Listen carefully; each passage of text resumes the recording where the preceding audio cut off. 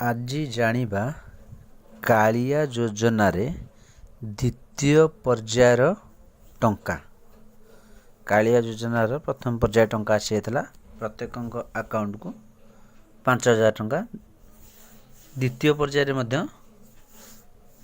ମିଳିଛି 5,000 ଟଙ୍କା। ଏ ଟଙ୍କା ସମସ୍ତଙ୍କୁ ମିଳିନାହିଁ। କାହାକୁ ମିଳିଛି ନା ନାମମାତ୍ର ଚାଷୀ, କ୍ଷୁଦ୍ର ଚାଷୀ, ଭୂମିହୀନ ଚାଷୀମାନଙ୍କୁ 5,000 ଟଙ୍କା ଲେଖାଏଁ ମିଳିଛି। ଏହା ବ୍ୟାଙ୍କ ଆକାଉଣ୍ଟକୁ ଆସି ସାରିଲାଣି। ଏ ଟଙ୍କା କାହାକୁ କାହାକୁ ଆସିନି, ଆଜି ଆମେ ଜାଣିବା ଟଙ୍କା ମିଳିଲାନି କାହାକୁ।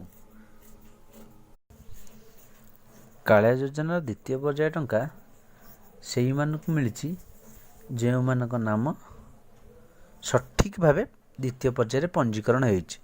ଅନଲାଇନ୍ରେ ଯେଉଁ ନାଁ ସବୁ ଆପଣ ଲିଷ୍ଟ ଦେଖୁଥିଲେ ସେ ଲିଷ୍ଟ ସଠିକ୍ ନୁହେଁ। ଗୋଟେ ଗୋଟେ ପରିବାରରୁ 3 ଜଣ 4 ଜଣ ଲେଖା ଆବେଦନ କରିଥିଲେ।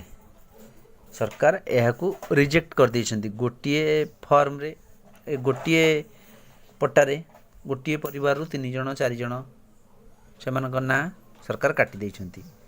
ଯେଉଁମାନେ ଠିକ୍ସେ ତଥ୍ୟ ବ୍ୟାଙ୍କ ଆକାଉଣ୍ଟ ଦେଇନାହାନ୍ତି ସେମାନେ ମଧ୍ୟ ରିଜେକ୍ଟ ହୋଇଛନ୍ତି। ଆପଣଙ୍କ ପଞ୍ଚାୟତ ଲିଷ୍ଟରେ ଫାଇନାଲ୍ ଲିଷ୍ଟ ମରାଯାଇଛି।